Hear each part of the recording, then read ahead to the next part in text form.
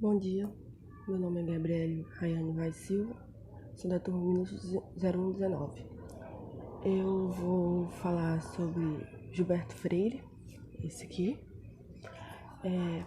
Gilberto Freire foi um dos primeiros e mais importantes pensadores sociológicos brasileiros. Ele tentou compreender as relações sociais dos brasileiros no período colonial do nosso país, procurando estabelecer uma relação de classes sociais entre senhores e escravos para a formação das relações sociais no século XX. Para Freire, havia uma espécie de relação cordial e harmônica entre senhores e escravos.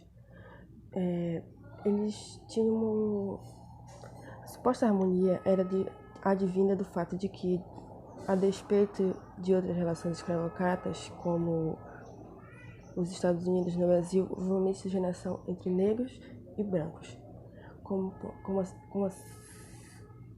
posso dizer, eles tinham uma boa relação, que às vezes chegavam entre homens e mulheres, negros e brancos, até relações sexuais entre. Algumas obras de Gilberto Freire foram super famosas. Eu separei umas aqui que eu vou falar agora. Teve Ordem e Progresso, que estudou o período de transição da monarquia para a república, correspondente à desintegração do patriarcalismo na sociedade brasileira. Também tem Sobrados e Mucambos, que relatou a decadência do patriarquismo do Brasil rural, ocorrida no século XIX. E a mais famosa de todas, que foi Casa Grande Senzala. Foi publicada em 1973, onde Freire revolucionou a historiografia brasileira. Que a Casa Grande Senzala é essa obra aqui, dele, Gilberto Freire. E vou falar mais um pouco sobre ela.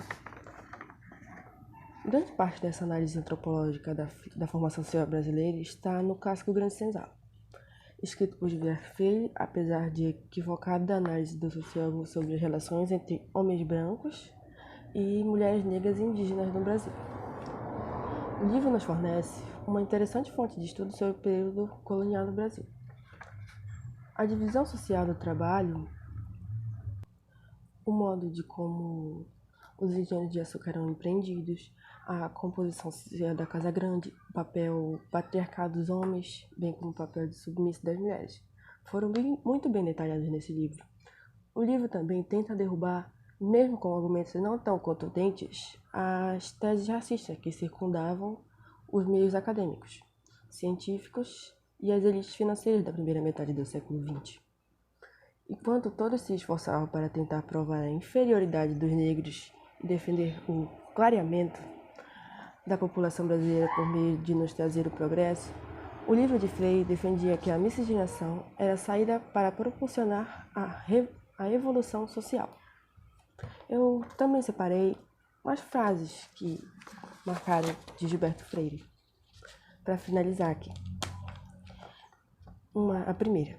Em nenhuma parte do Brasil, a formação da família se processou tão aristocraticamente como entre canaviais. E mais uma. O Brasil é a mais avançada democracia racial do mundo. Bom, esse foi a minha apresentação. Desculpa pelo cenário, que eu estou gravando em casa. Minha voz também está um pouco ruim, que eu estou meio doente. Mas é isso. Obrigada a todos. As ideias de Gilberto Freire não foram muito bem aceitas por grande parte da elite brasileira no início do século XX. E também não foram aceitas pelos estudiosos da raça e etnia que tentaram expor e destruir o racismo ao longo dos séculos XX e XXI. Isso ocorreu porque Freire defendia que, durante o período colonial, houve uma relação amistosa entre senhores e escravos. Segundo os antropólogos do intelectual, a miscigenação que houve no Brasil durante o período colonial, que misturou negros, brancos e índios, era um sinal de que a colonização do território brasileiro baseou-se em uma relação pacífica do homem branco europeu com as demais etnias. Essa ideia geral desencadeou o que Freire chamou de democracia racial. Democracia racial foi uma teoria que Gilberto Freire desenvolveu. E conviveu com a segregação racial presente no país, ao contrário do que acontecia na América do Norte. Não havia uma segregação racial. Freire procurou os vestígios sociológicos para que esse traço de nossa formação e concluiu que, durante a colonização, houve uma relação cordial entre senhores e escravos. Os senhores brancos não faziam questão de não se misturar com os negros, segundo Freire. Inclusive, a teoria do sociólogo havia uma íntima relação dos senhores brancos com suas escravas, que muitas vezes resultavam em atos sexuais. Gilberto Freire nasceu em 15 de março de 1900, em Recife, Pernambuco. Considerado um dos maiores pensadores do Brasil, o antropólogo e sociólogo nasceu em uma tradicional família pernambucana. Alfredo Freire, pai de Gilberto, era juiz, advogado e professor de direito, o que rendeu ao filho uma tradicional educação formal. Como não havia curso de sociologia no Brasil, o sociólogo ingressou no curso de bacharelado em artes liberais e na especialização em ciências políticas e sociais, nos Estados Unidos, na Universidade de Baylor. Também naquele país, o sociólogo brasileiro defendeu a dissertação de mestrado, tese e doutorado em ciências políticas, jurídicas e sociais. Na Universidade de Colômbia, nessa época, o pensador começou a estudar a forma social do Brasil em seu período colonial. Ele começou a analisar o Brasil no período colonial, as transformações e tudo.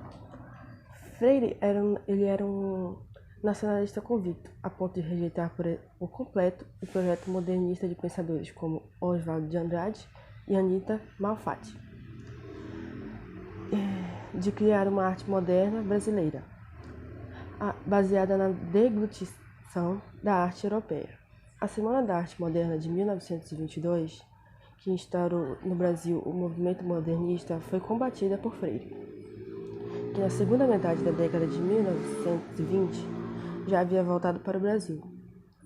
O sociólogo participou de um movimento chamado Manifesto Regionalista, que rejeitava qualquer influência estrangeira na cultura brasileira.